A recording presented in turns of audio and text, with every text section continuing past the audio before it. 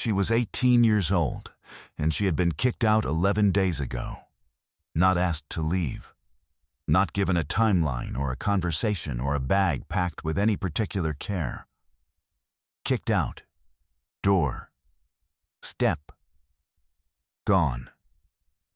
With a backpack that held what she had managed to grab in the 3 minutes she had been given, which was a change of clothes, her school folder, and a jar of peanut butter that she had been eating from with a spoon for most of those 11 days. She had $1. She had been sleeping in a boat shed at the edge of the Aldrin River in a small canal town called Fossway in rural Indiana, because the boat shed had a broken latch, and she had discovered this before the cold did, which felt like the only piece of luck she had received in some time. She saw the notice posted to the lockkeeper's board at Lock 14 on a Thursday morning, nailed over a winter navigation warning that nobody was reading anymore. River Lock House, County Surplus, $1. Contact Greta Voss, County Lands Office. She read it 3 times. She had $1. It was a coin, an actual silver dollar that she had been carrying in her jacket pocket since her grandmother had pressed it into her hand 2 years before and told her it was for the right moment. She walked to the county lands office. She had no idea that inside the gate mechanism housing of Lock 14, in a cavity that had not been opened in 28 years, was something that would not just change the next chapter of her life, but reach back and repair something that had been broken long before she was born. If this kind of story is why you come here, we are glad you're here. Subscribe if you haven't yet. It takes 1 second, and it helps us keep telling stories like this one. And tell us in the comments where you're watching from tonight. We read every single one.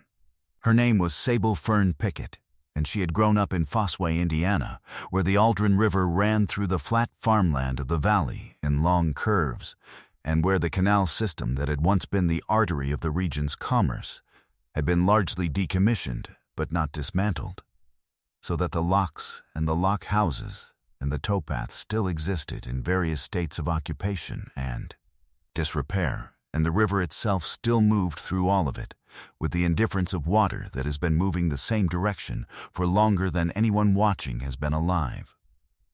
Her grandmother, Pearl Pickett, had been the person in Sable's life the way certain people become the person in a life, not by appointment or by force, but by consistent presence over time, which is the most reliable way. Pearl had kept a house on the canal side of Fossway for 40 years, and had grown a garden that was part food and part beauty in roughly equal measure, and had made, every autumn, enough apple butter to fill 30 or 40 jars, which she distributed through the town in a manner she described as practical, and which was actually the distribution system of a woman who had paid attention for 4 decades and knew exactly who on which street was having what kind of year. She never attached a note.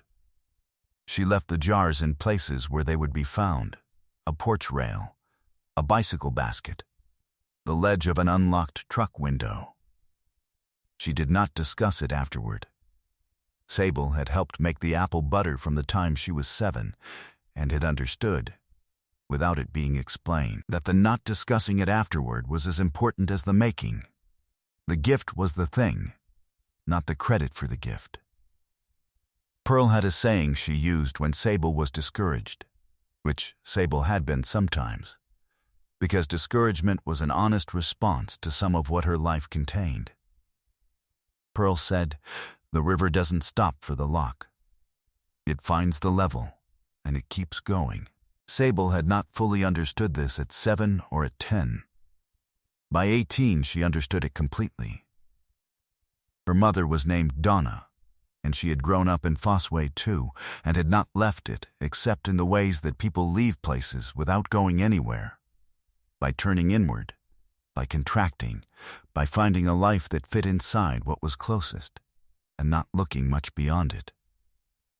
Donna was not without warmth. She had warm periods, some of them extended, in which she was present and engaged, and the house felt like a house rather than a series of rooms that people moved through, without connecting. But she was a woman with a fuse that was sometimes short and sometimes non-existent, and that was connected, Sable had come to understand, to something old and underground that had nothing to do with Sable, though Sable was often where it surfaced. Donna's anger was not strategic. It did not plan. It arrived, and it did what it did, and it left. And the leaving did not include an accounting of the damage, because accounting required a stillness that Donna did not often have.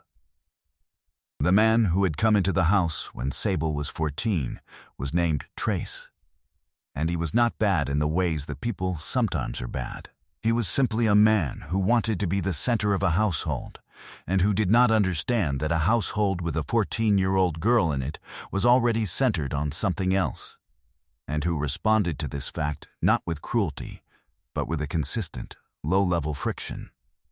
A commentary on everything Sable did that was not precisely criticism, but was not approval either. A way of being in a room that made the room smaller.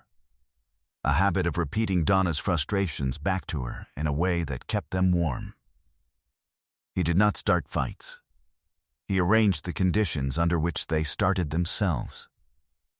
By the time Sable was 16, the house had a quality she recognized as a place she was tolerated in, rather than a place she belonged to. She was not unaware that the distinction matters. She stayed because Pearl was in Fossway, and because school was in Fossway, and because she had 2 more years. She planned to leave on her own terms. Pearl died in October of Sable's senior year. A stroke in the garden, between the apple trees. She was 72.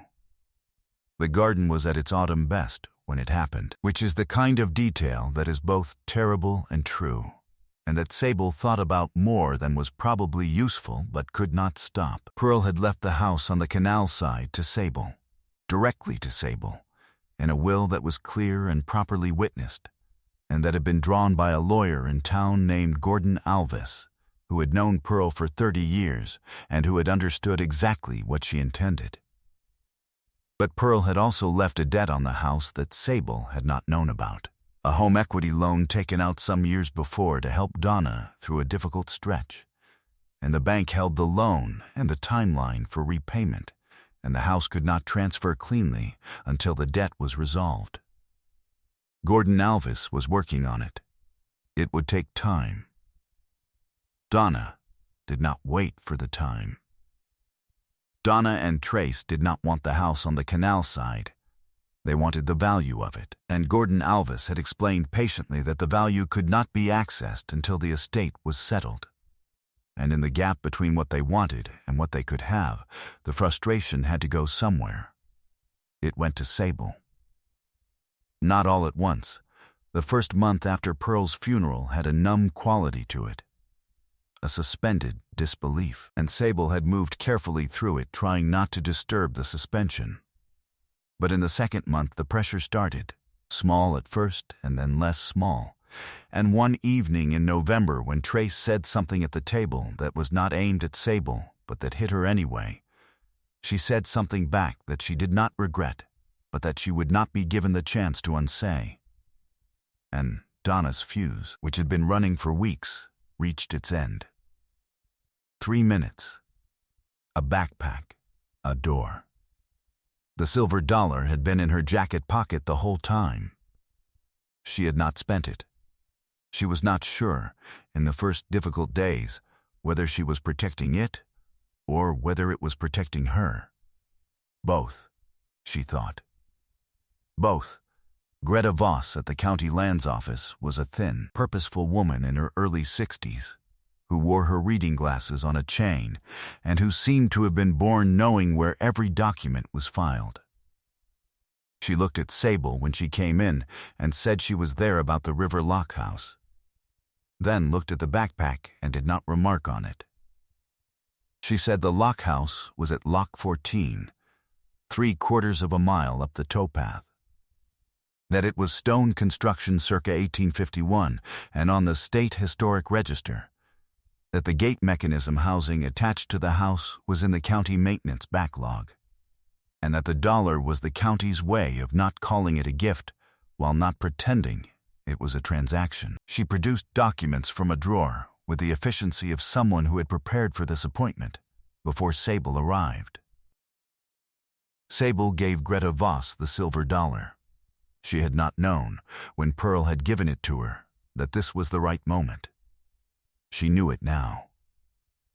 Greta took it and gave her a receipt and a key ring with one key on it, an old iron skeleton key, large and worn, and said to call if anything in the property records raised questions. The lock house sat at the canal's edge, backed against the cut stone wall of the lock chamber, with the Aldrin River running 30 feet to its west, and the towpath running in front of its door. It was built of the same limestone as the lock walls, dark gray, smooth-dressed, 2 feet thick, with a low roof line and 2 small windows on the riverside and a chimney stack at the north end that still had its original clay pots.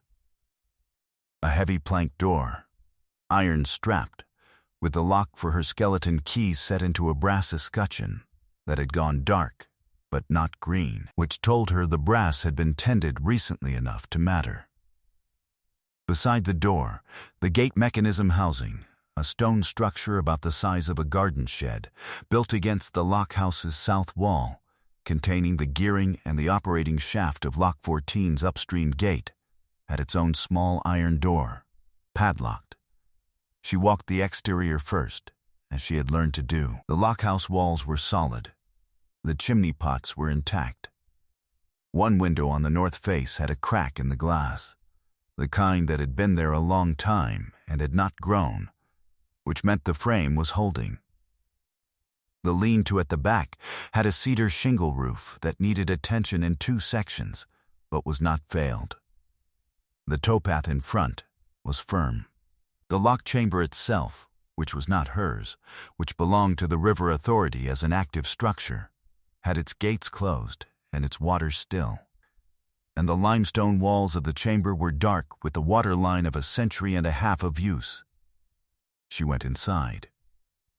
1 room, stone floor, stone walls, a small hearth with a cast-iron crane arm, a wooden ladder to the loft. The loft had a pallet frame, still sound. The lean-to had a few seasoned splits of wood in the corner. The room smelled of old ash and cold stone and the river, close enough that its sound came through the walls as a low, constant presence, not intrusive. The way a clock in a room becomes part of its silence. She sat on the stone floor in the early afternoon light and she looked at everything in the room. She counted what she had. 1 room, a loft, a lean-to, stone walls that had stood since 1851, a river outside and the silver dollar receipt. She counted what she needed: firewood, food, a way to earn money, and time. She had been in worse situations. The boat shed had no hearth. This place had a hearth. She was already better off than she had been yesterday.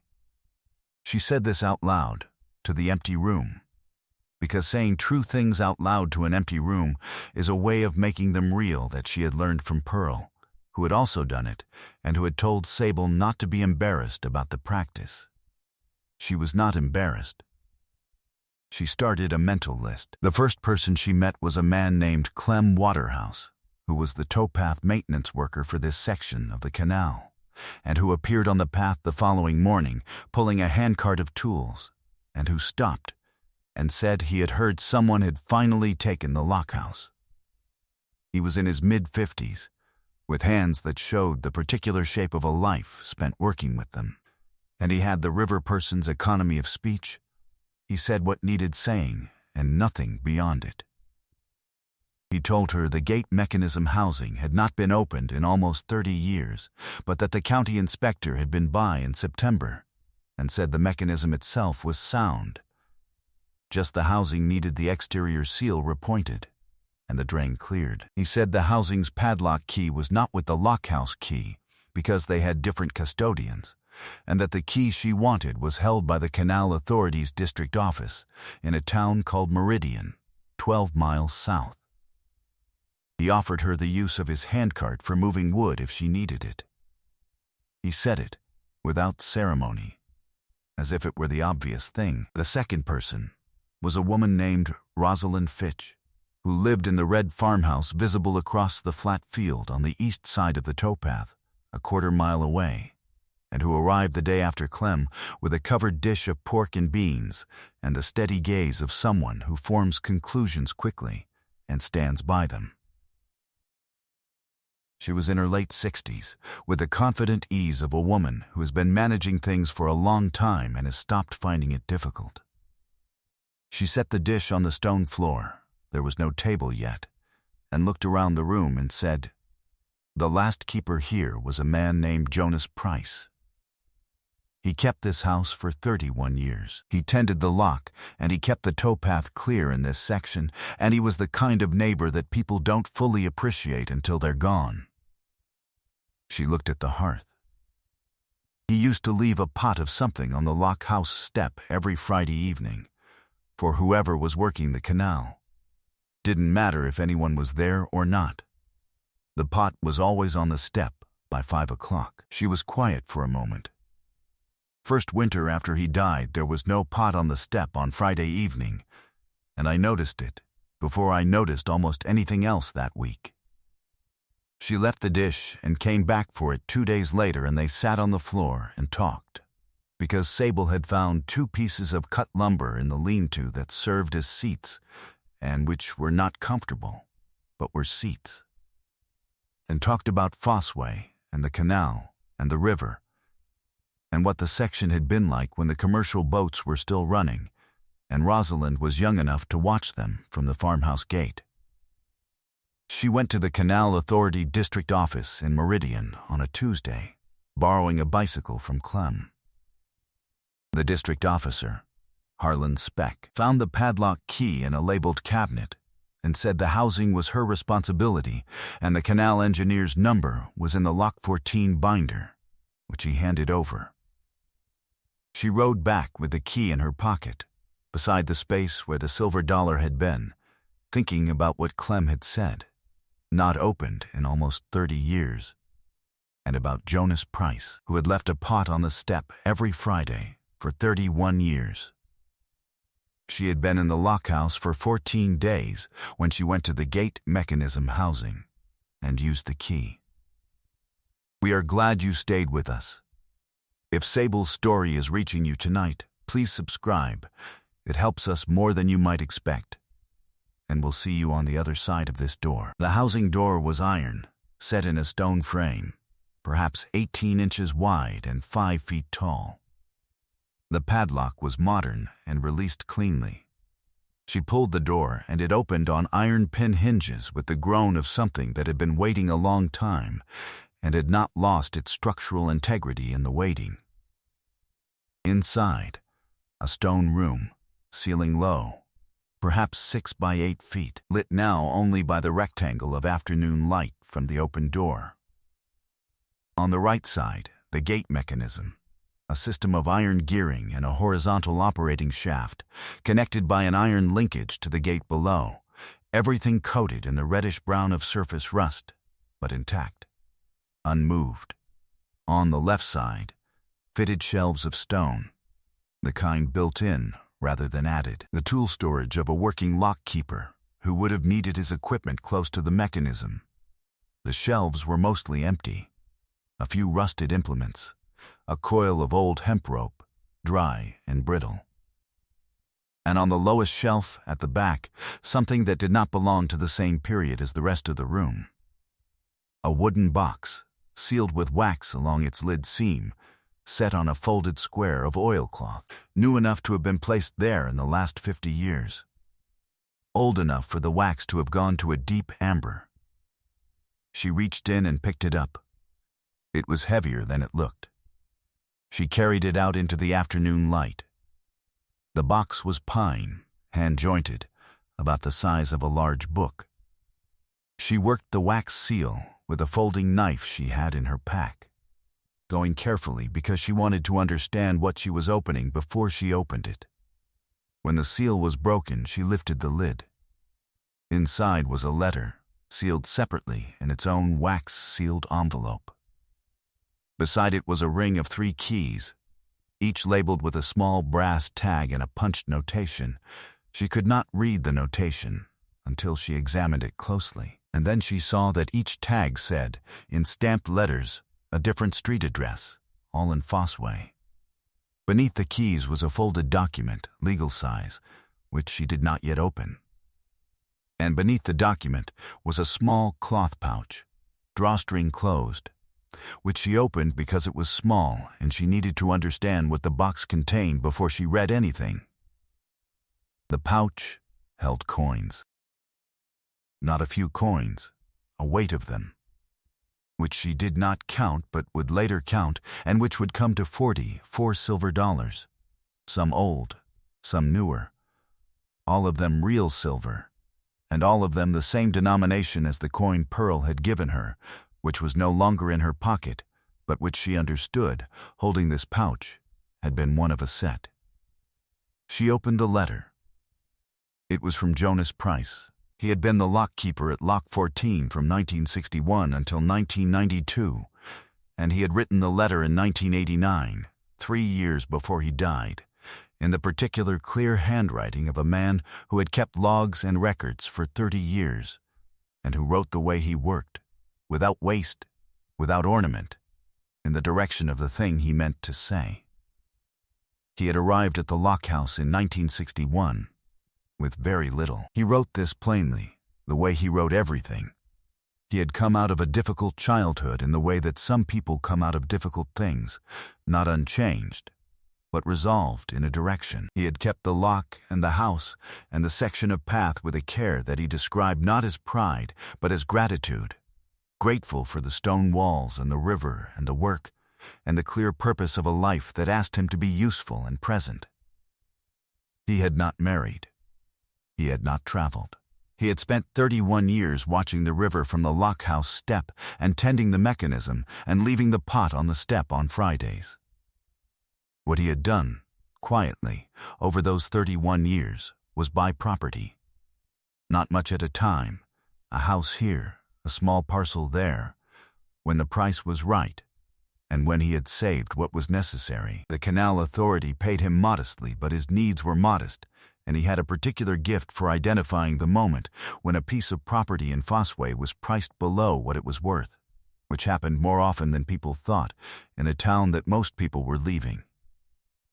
By 1989, he owned 3 houses in Fossway, the addresses on the brass tags, all rented at modest rates to families he had chosen with care, all maintained with the same attention he gave the Lock House, all clear of debt. He had also saved the coins over the years, buying silver when prices were low, in the particular way of a man who does not trust institutions with everything, and who understands that a coin in the hand is a form of argument that cannot be invalidated by a bank's decision.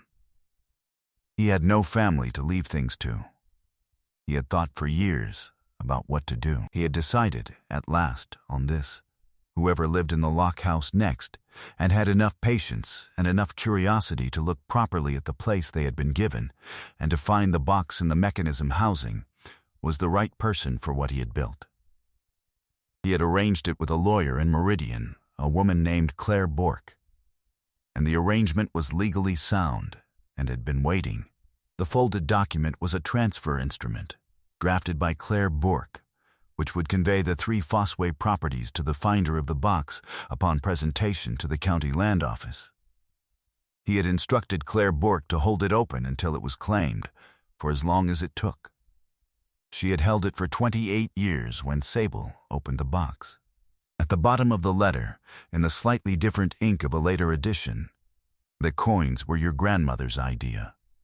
One for each person I thought might come here before the right one. She kept the last one for the last one. Pearl Pickett was a good friend to me and to this river. Sable put the letter down on the stone of the towpath, and she looked at the river. It was moving the way it always moved, without hurry, without hesitation, finding the level and keeping going. She sat on the towpath with the box in her lap for a long time. The light moved across the locked chamber walls. A heron came and stood at the water's edge downstream, and then lifted and was gone. She had known, without knowing she knew, that Pearl was aware of this place. The silver dollar.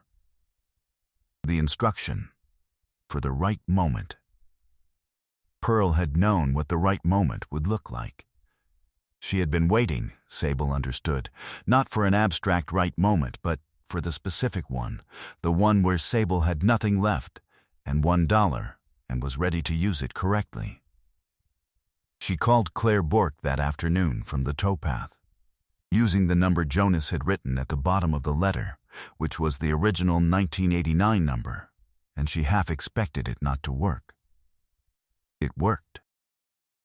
Claire Bourque answered and said she had been waiting to hear from the lockhouse for a very long time, and that she was glad the call had come, and that Sable should come to the office in Meridian the following Monday, which was the earliest she could see her, and to bring the transfer document and the keys.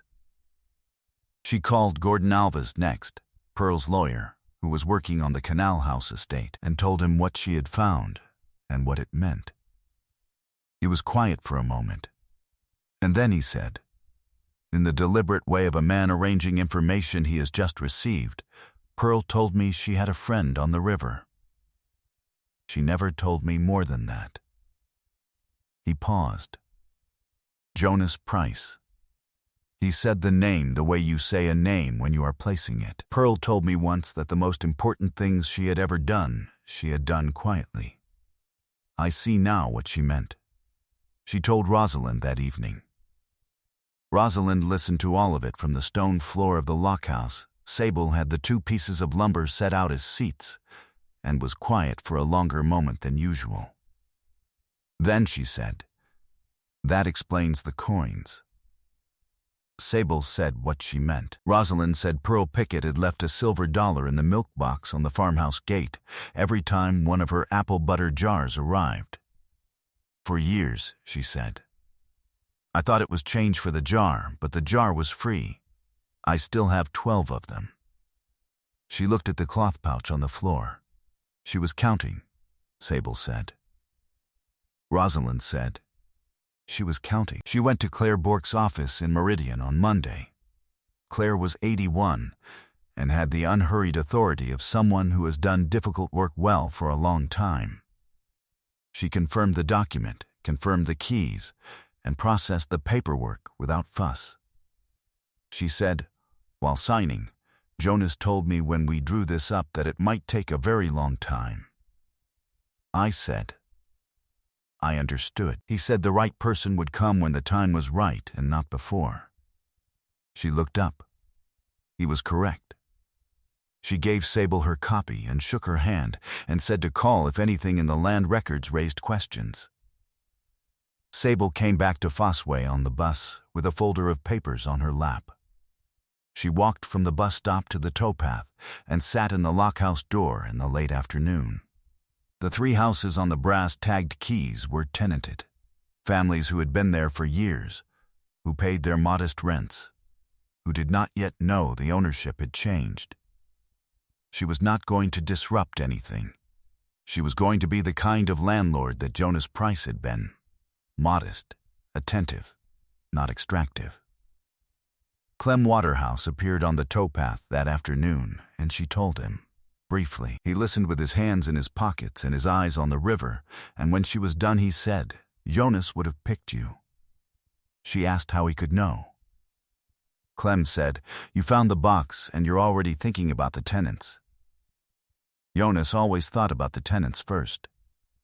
He went on with his cart. She invited Rosalind for dinner on a Friday. She had a fire in the hearth by then, and a borrowed pot, and she made a stew from what she could afford, and she set it on the lockhouse step at 5 before Rosalind arrived, in the position the pot had always occupied on Jonas Price's step, and left it there until it was time. Rosalind saw it on the towpath and stopped walking for a moment. She came in and sat. There was a proper chair by then, one of Clem's, and did not say anything about the pot until midway through the meal, and then said quietly, that's exactly where he put it. Sable said she knew. They ate and talked about the river and the early winter, and what Rosalind called the particular quality of the canal section in Jonas Price's time, which was the quality, she said, of a place that has a person at its center who is paying attention. The call from Donna came in December. Trace had found out, or Donna had, or someone in Fossway had said something to someone. The geography of small-town knowledge was too dense to trace, and Donna called on a Thursday evening while Sable was mending the lean-to roof with cedar shingles she had sourced from a salvage yard Clem had told her about. She did not answer the call. She kept her hands on the shingles and listened to the river, which had nothing to say about it except what it always said: the direction is forward, the level is found, the going continues. She listened to the voicemail afterward. Donna's voice had the particular quality of a person choosing words carefully, because the right words would produce the desired effect, and the wrong ones would not. She said she had been thinking about Sable. She said she hoped things were going well. She said it would be nice to catch up sometime.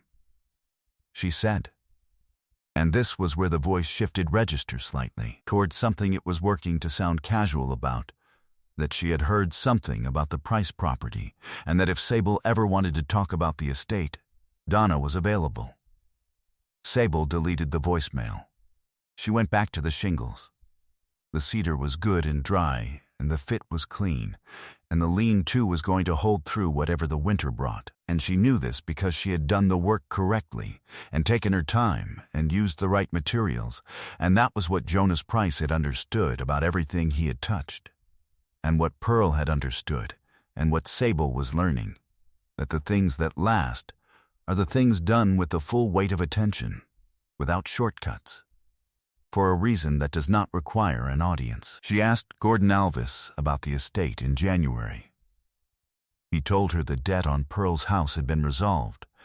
He had been working toward this quietly for months, and that the house on the canal side would transfer to Sable within 6 weeks. She sat in his office and thought about Pearl pressing the silver dollar into her palm 2 years ago, and saying, for the right moment, and about Jonas Price buying coins one at a time over 30 years for whoever came when the time was right, and about what it means to be patient in the working way, patient not by waiting, but by arranging things in advance, ahead of the need, for the person who is not yet there. Spring came, and with it the small changes that tell you a winter has been survived. The garden alongside the lock house was workable in March, and she borrowed Rosalind's fork and began to turn it, deciding as she worked what would go where, planning and doing the same movement. In the 4th row she found a ceramic jar pressed into the ground just below the frost line. Inside, wrapped in oilcloth, was a handwritten card in Pearl's cursive. I planted dahlias here in 1989. They'll come back. You just have to give them the room. And beneath, the apple butter recipe is in the top drawer of the canal house kitchen. You already know the proportions. She stood in the garden with the card in her muddy hands and thought of 100 things she might feel, and let all of them be there, and then put the card in her pocket and went back to turning the soil. The apple butter she made in October was not yet as good as Pearl's. She would need another year, possibly 2. She made 30 jars anyway, because 30 was Pearl's number, and distributed them through Fossway the way Pearl had, without notes, without names, in places where they would be found by the people who needed them. She did not discuss it afterward. The gift was the thing. The Friday pot was on the step at 5 o'clock, every Friday, through autumn and into winter. Clem came most Fridays. Rosalind came often. A young man named Otto, who worked for the River Authority and had started stopping on the towpath to ask questions about the lock mechanism. Questions that were really, Sable understood. Questions about having somewhere to be at the end of a long day. Came 4 Fridays in a row, and then every Friday after. She always made enough. She did not count ahead. Enough given consistently, becomes the kind of constant that holds a place together in ways nobody can fully articulate, but everybody feels the absence of when it stops. There are people who understand that the best gift is the one that arrives before the recipient knows they need it. They buy the property when the price is right. They seal the box when the time is right. They press the coin into the hand and say for the right moment, and they know what the right moment will look like, even though they will not be there to see it. They do all of this quietly, without any audience, because the audience is not the point. The point is the one who comes after, the one who opens the housing door and finds the box on the shelf, and lifts the lid, and finds 44 silver dollars, and a letter that says her grandmother was a good friend to this river, and to the person who would come here when the time was right. She was 18 years old, and she had been kicked out 11 days ago, and she had $1, a coin, that her grandmother had been saving for this moment. She bought a Riverlock house that the county wanted off its books, and she opened a mechanism housing that had not been opened in 28 years, and inside was a letter and a set of keys, and a cloth pouch of silver dollars, and the evidence of a friendship and a plan that had been laid for her long before she was old enough to need it. And after that, everything was different. The river kept going. She kept going with it. If Sable's story found you tonight, we hope you will subscribe and share it with someone who needs to hear it. And here is the question we want you to answer in the comments. Has there ever been a person in your life who prepared something for you, quietly, without telling you, ahead of when you needed it, and whose patience you only fully understood much later? Tell us about them. We read every comment, and those stories are why we are here. We will be back soon. See you in the next one.